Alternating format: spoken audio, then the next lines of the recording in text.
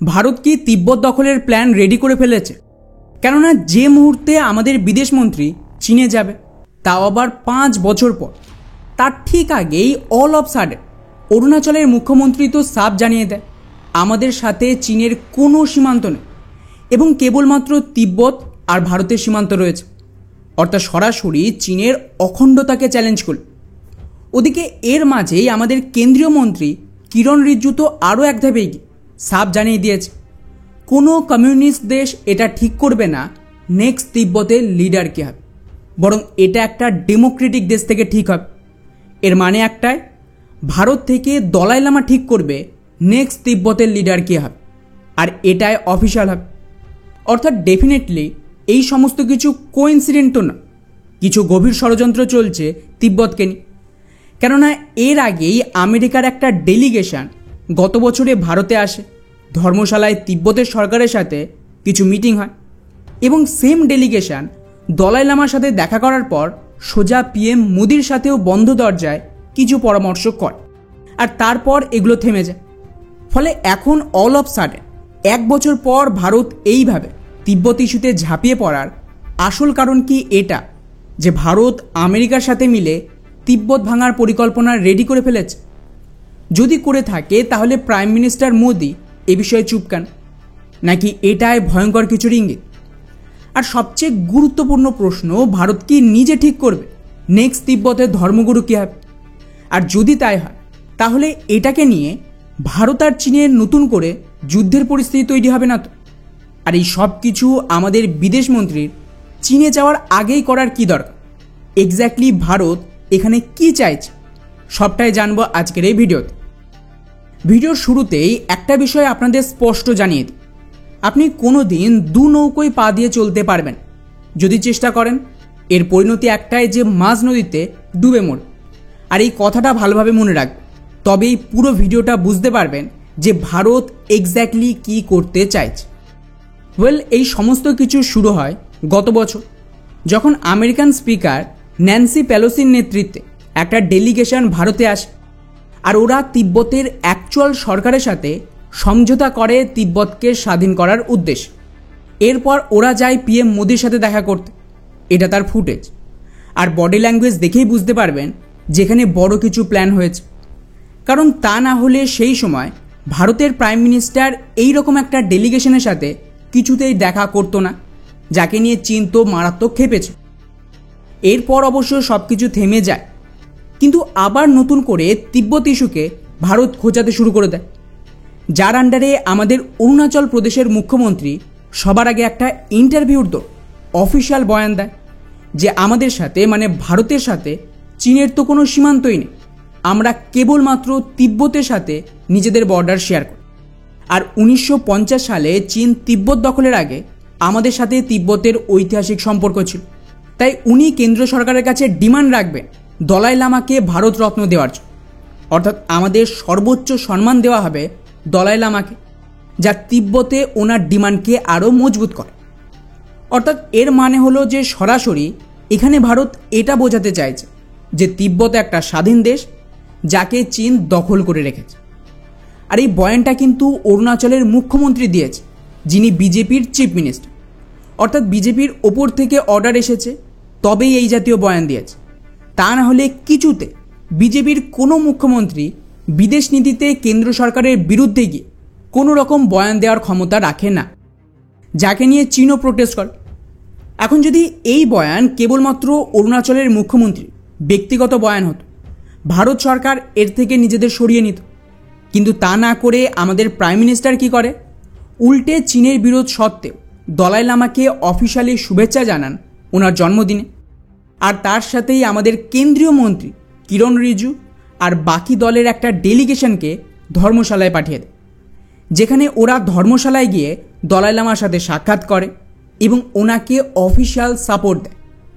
অর্থাৎ এর থেকে তো পরিষ্কার যে ভারত সরকার প্ল্যানিংয়ের সাথে তিব্বত ইস্যুতে অ্যাকশান নিয়েছে, এবং এই কারণেই অরুণাচলের মুখ্যমন্ত্রীকে দিয়ে এই ধরনের বয়ান দেওয়া হয়।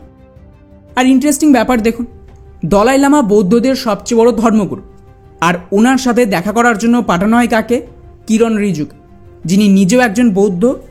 আর সবচেয়ে বড় টুইস্ট, উনি জন্মেছেন অরুণাচল প্রদেশ, যাকে চীন নিজেদের বলে ক্লেম করে। আর এই ক্লেম করার কারণই হলো ওরা তিব্বতকে নিজেদের অংশ মানে।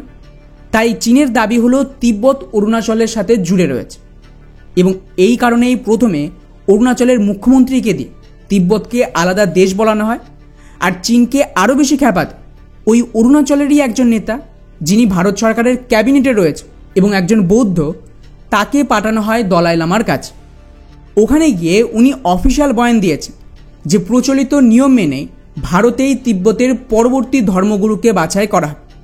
আর যদি ভারত থেকে দলাই লামা পরবর্তী ধর্মগুরুকে বাছাই করে, তার মানে দাঁড়াচ্ছে উনি ভারতের ইনফ্লুয়েন্সেই সিলেক্ট হবে আর চীনের বিরুদ্ধে কাজ করে। অর্থাৎ ভারত এখানে তিব্বত ইস্যুতে নিজেদের গুটি সাজাতে শুরু করে দিয়েছে। কারণ নতুন যে ধর্মগুরু হবেন তিনি নিশ্চয়ই আগামী 50 বছর ক্ষমতায় থাকবে, ডিপেন্ড করছে বয়স অনুযায়ী। সেক্ষেত্রে ভবিষ্যতে যখন প্রয়োজন পড়বে আমরা তিব্বত ইস্যুতে নিজেদের দান চালতে পারব, বা আমাদের হাতেও একটা হাতিয়ার থাকবে, যাকে নিয়ে চীন ভারতকে হুঁশিয়ারি দেয় যে ভারত এই সব থেকে দূরে থাক। এর জবাবে আমাদের বিদেশ মন্ত্রণালয়ে বয়ান দেয় যে ধর্মীয় বিষয়ে আমরা হস্তক্ষেপ করিনি, তাই এখানে দলাই লামা যা ঠিক করবেন তাকেই মানতে হয়।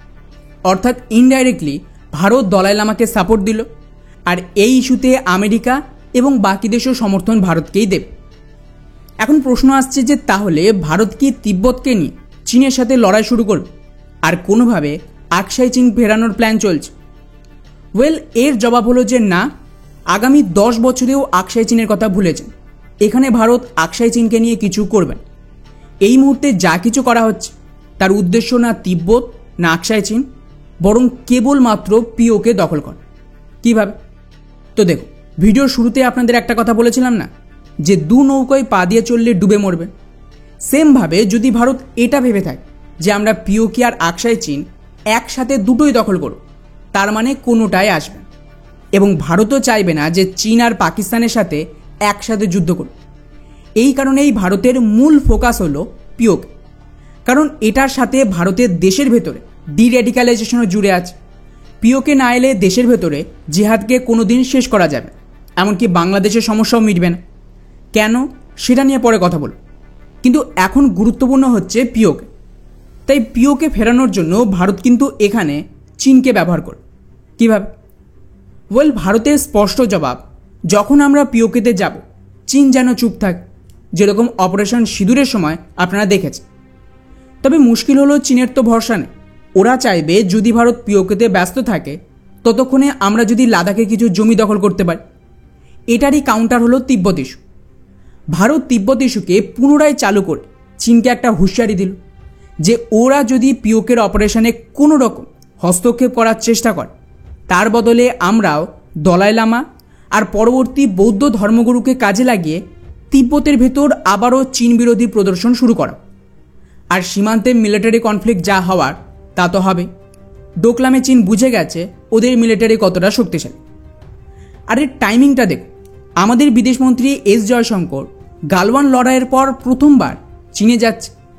আর এর উদ্দেশ্য এখানে পিওকে নিয়ে ফাইনাল কথাবার্তা হবে আর দুই দেশের সম্পর্ক আবার ঠিক হবে। কারণ ডলারাইজেশনের পর ভারত আর চীনের মধ্যে একটা ট্রেড ডিল করা জরুরি, যাতে চীনের টেকনোলজি, প্রোডাকশন ফেসিলিটি সবটা ভারতে শিপ করা যায়, তার বিনিময়ে ওরা ভারতের মার্কেটের অ্যাক্সেস পায়। কিন্তু এই নেগোসিয়েশন করার আগে আমাদের হাতেও তো কিছু থাকা উচিত চীনকে পাল্টা ব্ল্যাকমেলিংয়ের জন্য। তিব্বত হলো সেটা। ভারত সরকার এস জয়শঙ্কর চীনে যাওয়ার আগেই তিব্বত ইস্যুকে অ্যাক্টিভ করে দিল, এবং এটাকে কাজে লাগিয়ে নেগোসিয়েশন হবে যে চীন পাকিস্তান আর পিওকে থেকে দূরে থাক। যদি ওরা এখানে হস্তক্ষেপ করে তাহলে আমরাও নতুন করে তিব্বতে আগুন লাগাব, উল্টে ট্রেড ডিল তো ভুলেও যায়। ফলে তিব্বত বা আকসাই চীনে কোনো রকম অ্যাকশন হবে না পিওকে ফেরানোর আগে পর্যন্ত। এখন যা কিছু হচ্ছে তা ভবিষ্যতের জন্য গুটি সাজিয়ে চীনের গলায় একটা তলোয়ার রাখা হচ্ছে, যাতে পিওকে আমাদের হাতে আসতে পারে। এরপর পিওকে পুনর্দখল হয়ে গেলে অন্তত 5-6 বছর লাগবে পিওকের ভেতরে ক্লিন করতে। আর যখন এই সব কিছু হয়ে যাবে তারপর আমাদের কিন্তু পাকিস্তানের তরফ থেকে কোনো থ্রেট থাকবে না। কারণ কাশ্মীরের দমেই পাকিস্তান টিকে রয়েছে, আর এই গোটা রিজনের জিহাদের সেন্টার পয়েন্ট কাশ্মীর। তাই কাশ্মীর ভারত ফেরত নিলেই এর সাথে কিন্তু ইসলামিক জিহাদেরও পতন হয়। এবং একবার আমাদের একটা ফ্রন্ট বন্ধ হয়ে গেলে তখন ভারত নিজের পুরো দম আর ফোকাস চীনের বিরুদ্ধে আকসাই চীনে ব্যবহার করতে পারে। ততদিনে ভারতের সেনাও পুরোপুরি আত্মনির্ভর হয়ে পড়বে, আর ইকোনমিক্যালিও আমরা এতটা শক্তিশালী হয়ে যাব যে ডিরেক্ট কনফ্লিক্টে যাওয়া সম্ভব।